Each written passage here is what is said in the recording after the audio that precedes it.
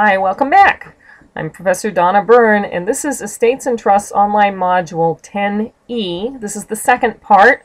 We've been talking about diversification, and we've seen that it's tough to be a trustee. You can get in trouble. So the question now is, as a trustee, how do you avoid liability?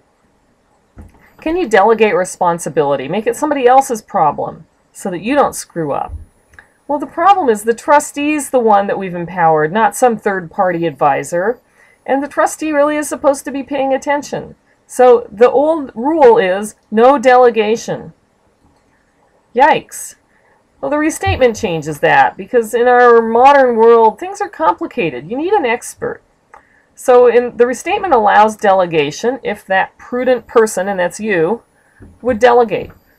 Okay, what does that mean though? Are we saying that the trustee's off the hook if the delegated advisor is no good? Are we saying merely that delegating itself is not per se negligence? Or do you agree with Stuart Sturck, who says the important question is still, who bears the risk of loss? And he thinks it should be the trustee.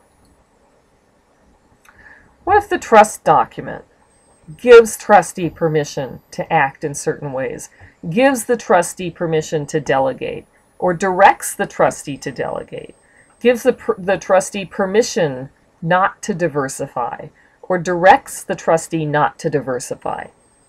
Well, let's look at Americans for the Arts versus the Ruth Lilly Charitable Remainder Annuity Trust. Okay, little aside. This is a charitable remainder annuity trust, a CRAT, if you will. Charitable remainder, let's break this apart. Charitable remainder, that part's easy. It's a remainder that goes to a charity. In this case, it was 3 charities, Americans for the Arts, the Lilly Endowment, and the Poetry Foundation. Now, this is a charitable remainder annuity trust. Annuity trust means that the lifetime beneficiary, in this case Ruth Lilly, gets an annuity, and that's a specific dollar amount each year rather than just the income from the whole trust. There are good tax reasons for structuring a trust in this way. In our case, there was a second trust that was also a charitable remainder annuity trust. The only difference was that the lifetime beneficiaries were Ruth's nieces and nephews. Okay, let's move on.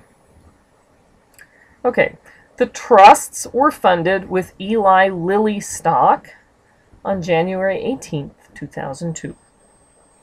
And the price at that time was $75 a share. The trustees diversified the trusts, but it took them several months. So it wasn't until October that they had finished diversifying. So that's 10 months or 9.5 months. And by then, trust values had declined significantly. The charities said that the delay in diversifying was negligent. Now, the trust document said that the trustees did not have to diversify. Any investment made or retained by the trustee in good faith shall be proper despite any resulting risk or lack of diversification or marketability. So here's the question. Is diversification a duty that we can draft out of a trust? Well, the court turns to the Prudent Investor Act. We've heard of that. And it says, manage the assets like a prudent investor would. And that does mean diversify unless there are special circumstances. So can we draft this duty away? Well, an earlier case had said yes.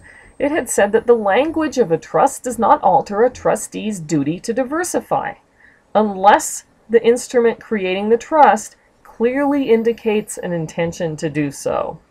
Oh gosh, that clearly indicate language. Whatever do they mean by that? Was this a clear indication here? Because think about it. There was no self-dealing. There's no allegation of bad faith.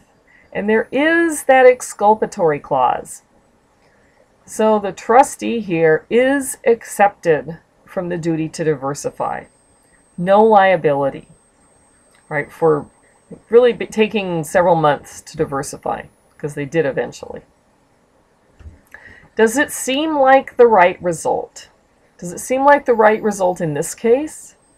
Does it seem like the right result in general?